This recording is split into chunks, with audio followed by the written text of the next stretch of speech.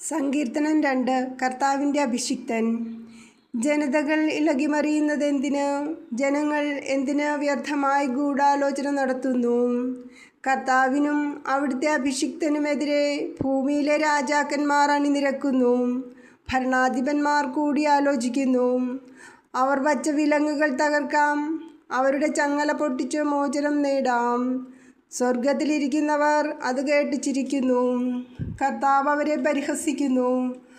അവിടുന്ന് അവരോട് കോപത്തോടെ സംസാരിക്കും, ക്രോധത്തോടെ അവരെ സംഭീതരാക്കും. എൻ്റെ വിശുദ്ധ പർവ്വതമായ സിയോനിൽ ഞാനാണ് എൻ്റെ രാജാവിനെ വാഴിച്ചതെന്ന് അവിടുന്ന് അരുളിച്ചെയ്യും. കർത്താവിൻ്റെ കൽപ്പന ഞാൻ വിളംബരം ചെയ്യും.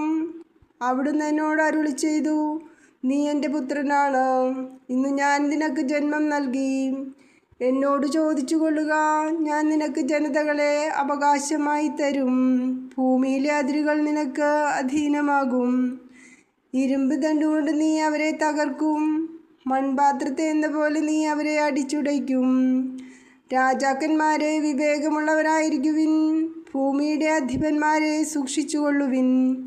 ഭയത്തോടെ കർത്താവിന് ശുശ്രൂഷ ചെയ്യുവിൻ, വിറയലോടെ അവിടുത്തെ പാദം ചുംബിക്കുവിൻ.